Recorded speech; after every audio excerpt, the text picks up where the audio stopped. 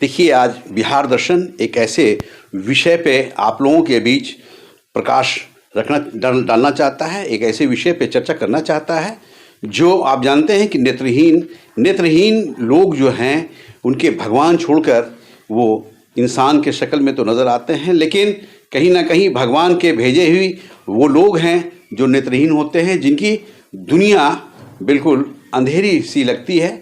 लेकिन कुछ ऐसे लोग हैं जो उनके आने से और नेत्रहीन लोगों के लिए कुछ ऐसी भूमिका निभाते हैं, कुछ बेहतर काम करते नज़र आते हैं। मैं एक ऐसे व्यक्ति से रूबरू करा रहा हूं जो नेत्रहीन लोगों के बारे में सोच रहे हैं, विचार कर रहे हैं, कुछ अच्छा करना चाह रहे हैं। आप जानते हैं कि नेत्रहीन लोग जो भी होते हैं, वो लड़के हों, लड़कियां हों, पुरुष हों, महिलाएं हों, वो अपने आप को काफ़ी मायूस एहसास करते हैं, काफ़ी मायूस नज़र आते हैं। लेकिन नहीं, ये नहीं सोचना है, चूँकि आप जानते हैं कि नेत्रहीन लोगों को भी भगवान ने इस दुनिया में भेजा है और इस दुनिया में कुछ वैसे लोग हैं जो भगवान के इस कामों को बहुत बेहतर ढंग से करना चाहते हैं। मैं वैसे लोगों से आप लोगों का रूबरू करा रहा हूँ। मैं बताता चलूँ कि पूरे बिहार में रोहतास ज़िला एक ऐसा ज़िला है जो नाम का मोहताज नहीं है।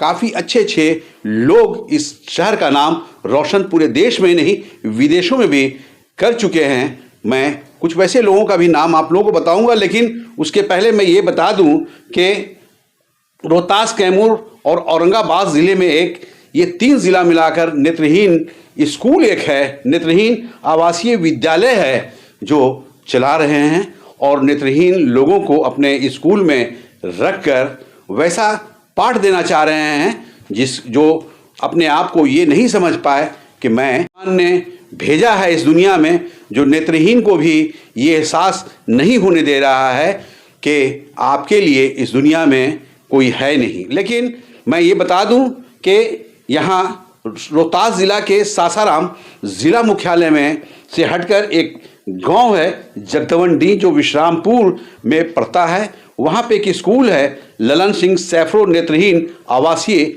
विद्यालय। मैं इस विद्यालय के सचिव महोदय से आप लोगों का रूबरू करा रहा हूँ, जो नाम के मोहताज नहीं है। एक बड़े अधिकारी के रूप में वो जाने जाते हैं, बैंक अधिकारी के रूप में जाने जाते हैं। मैं उनसे रूबरू करा रहा हूँ जिनका नाम मिस्टर जीएन लाल है। जीएन लाल एक ऐसे व्यक्ति हैं कि ज़िंदगी भर उन्होंने सरकार का मुलाजमत किया, सरकारी सेवा की और उस पीरियड में भी उन्होंने काफ़ी लोगों की मदद की। आज ये खुलकर समाज सेवा में आ गए हैं और सामाजिक कार्यों को अंजाम दे रहे हैं। वो भी वैसे लोगों को दे रहे हैं जो नेत्रहीन होते हैं।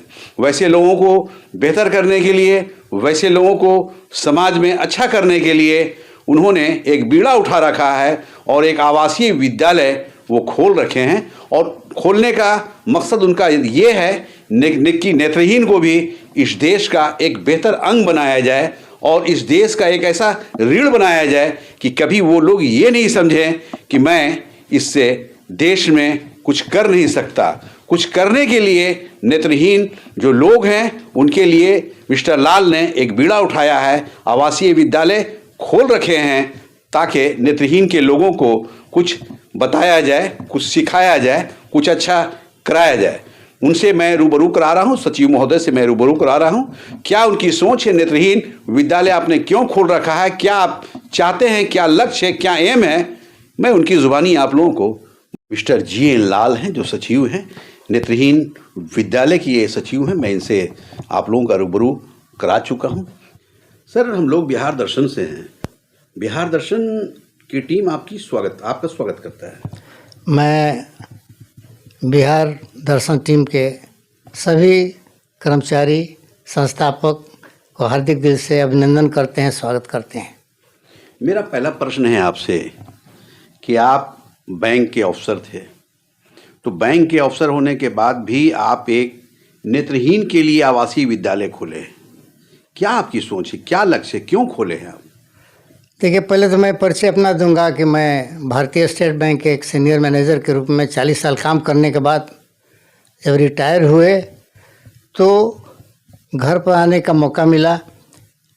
और इसके पहले भी जब हम ब्रांच के मैनेजर हुआ करते थे और उस वक्त भी बहुत से दिव्यांग लोग हमारे साथ आते थे, तो एक सहानुभूति रहा है, उनको भी हम सहयोग करते रहे। ये भावना हमको उसी समय से आया जब से हमने बैंक मैनेजर के रूप में कार्य शुरू किया है। और वह काम जब सेवानिवृत्त हुए तो वह भावना, वह विचार हमारे हृदय के अंदर जागरूक रहा।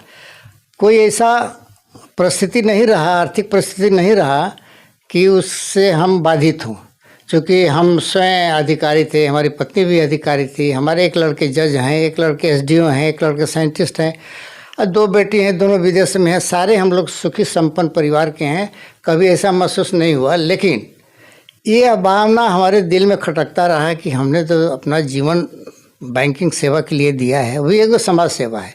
इसके बाद भी जब हम जिला में आए, इसको सर्वे कराए, तो देखे कि यहाँ बहुत से दिव्यांग हैं, हजारों हजार दिव्यांग इस जिला में पड़े हुए हैं। उसमें ज़्यादा बच्चों की संख्या जो है, नेत्रहीन बच्चों की संख्या है।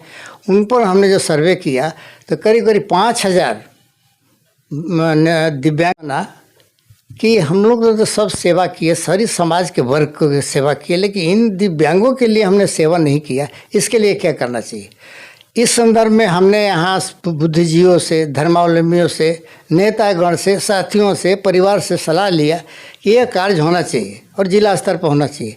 इसी उद्देश्य से हमने यह कार्य शुरू किया और इसमें हमको समाज से सहयोग मिला, साथियों से सहयोग मिला, परिवार से भी सहयोग। एक सवाल है सर आपसे कि आप बिहार के कई एक शहरों में रहे हैं बैंक मैनेजर, क्या वजह है कि आप रोहतास जिला के मुख्यालय सासाराम में ही आपने ये विद्यालय खोला?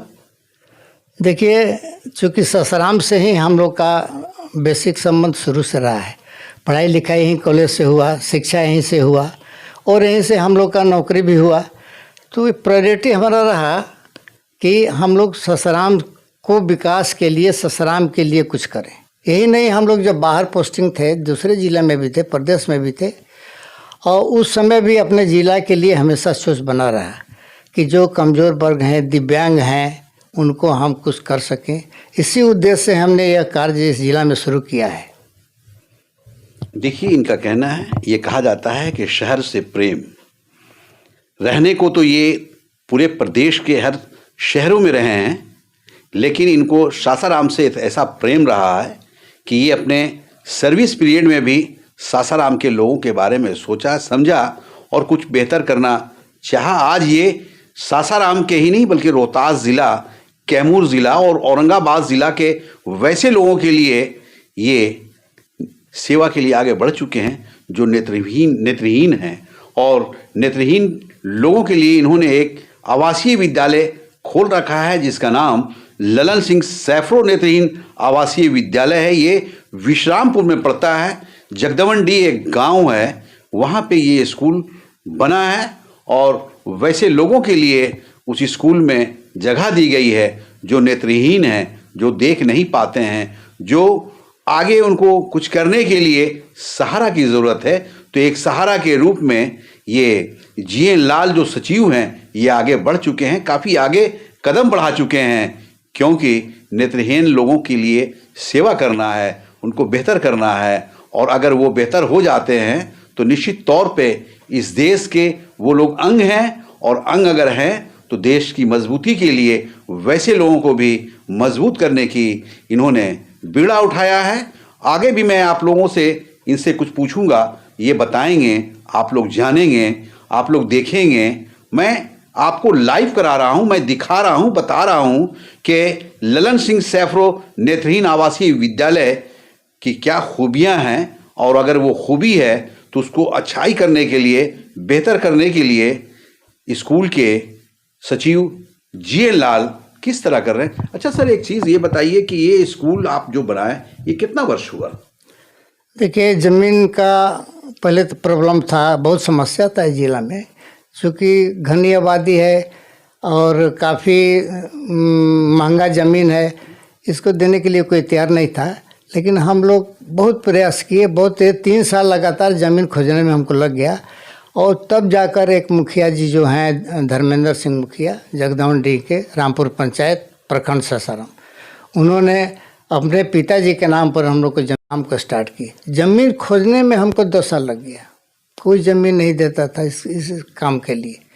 तो जब ज़मीन मिल गया तो उसका हम लोग रजिस्ट्रेशन कराए, उसका बाउंड्री कराए, उसमें ज़मीन के जो संसाधन होता है वो हम लोग समाज के प्रयास से, लोगों के प्रयास से, परिवार के प्रयास से उसको शुरू किए गए। हमारा उद्देश्य यही है कि इसमें 3 कैटेगरी के दिव्यांगों को संरक्षण देना, उनको प्रशिक्षित करना, उनको स्वावलंबी बनाना, ये मेरा उद्देश्य है। जो छोटे बच्चे हैं उनको ब्रेल शिक्षा देंगे, उनसे जो बड़े हैं उनको हम लोग वोकेशनल ट्रेनिंग देंगे, और जो उनसे भी बड़े हैं उन लोगों को हाथ से काम करने के लिए बहुत से जो उद्योग होता है, ग्रामीण उद्योग, उसमें जोड़ेंगे। तो हमारा उद्देश्य है कि एक बड़ा प्रोग्राम है और इसमें सारे जो दिव्यांग हैं रोहतास जिला का, उनके भविष्य के लिए कुछ काम हो, उनके उद्धार के लिए काम, ये योजना है। इस योजना में बहुत सारे लोग सहयोग कर रहे हैं, लेकिन अभी सरकार की तरफ से कोई ऐसा सहयोग नहीं मिला है कि हम आगे बढ़ सके। आर्थिक संकट बहुत है। अच्छा, एक चीज़ ये बताइए कि वैसे दिव्यांग लोग हैं जो आपके पास हैं, वो कितने हैं, कितने संख्या में हैं?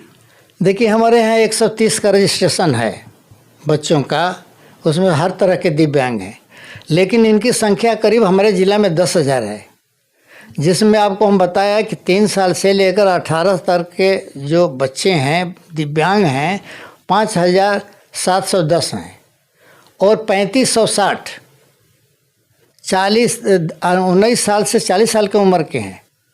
तो मोटा मोटी 10,000 रखिए, 10,000 दिव्यांग इस जिला में हैं, जिनके संरक्षण, शिक्षा, स्वास्थ्य, उनका विकास के लिए हम लोग कटिबद्ध हैं काम करने के लिए। इस पर काम हो रहा है।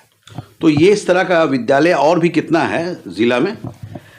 3 जिला के अंदर कोई विद्यालय नहीं है। अगर 3 जिला के 30,000 40,000 दिव्यांग जुड़ जाएंगे, लेकिन अभी हमने रोहतास जिला से शुरू किया है, यहीं के बच्चों को पहचान किया है, यहीं बच्चों के पहले टर्म में लेने के लिए प्रयास किया गया है।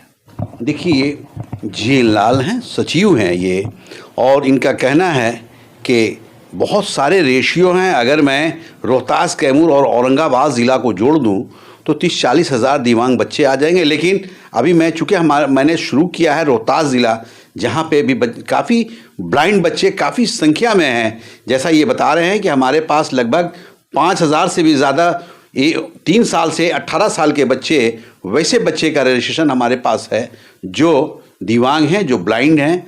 तो अच्छा, एक चीज़ ये बताइए सर कि उन लोगों के लिए व्यवस्था, जैसे जो ब्लाइंड हैं, बाई बर्थ ब्लाइंड हैं, तो क्या उनके आंखों में रोशनी आ सकती है क्या? देखिए, ऐसा है कि बहुत से बच्चों का ऑपरेशन हुआ है, रोशनी नहीं आया, लेकिन बहुत से बच्चों का हम लोग लिस्टेड किए हैं, पहचान किए हैं, जिनका सिविल सर्जन से हम जांच कराएंगे। उन बच्चों में रोशनी आने, ऑपरेशन के बाद रोशनी आने की संभावना होगी तो उसको भी हम देखेंगे। लेकिन सबसे बड़ी समस्या यही है कि अभी समाज में जागरूकता नहीं है। ब्लाइंड बच्चे के जो गार्जियन हो आगे आने के लिए तैयार नहीं है, सरकार का इसमें भी कोई सहयोग नहीं है। लेकिन समस्या यही हो रही है कि इनको कैसे हम लोग आगे बढ़ाएं, क्योंकि हमारे पास जो भी संसाधन है बहुत कमज़ोर है। हमारे पास कोई सा इनकम नहीं है जिसे बड़े रूप में उन लोगों को हम सहारा दे सके, आगे बढ़ा सकें। फिर भी एक ग्रुप बनाकर हम लोग प्रयास कर रहे हैं कि उन बच्चों को शिक्षित करें, स्वावलंबी बनावें। और अभी हमने महिलाओं के लिए, दिव्यांग महिलाओं के लिए एक प्रशिक्षण केंद्र खोला है। उसमें वैसे महिलाओं, बच्चियां हैं जो सीख रही हैं, कटाई, बुनाई, सिलाई सीख रही हैं। कार्यक्रम उसमें हम रखना चाहते हैं, लेकिन आर्थिक अभाव में यह कार्य संपन्न नहीं हो पा रहा है। फिर भी प्रयास है और जन सहयोग चाहेंगे। अच्छा, एक जानकारी ये लेना है कि वैसे नेत्रहीन विहीन जो लोग हैं, वो महिला हों, पुरुष हों, बच्चे हों, तो क्या उनकी सेवा करने में आपको कैसा लगता है?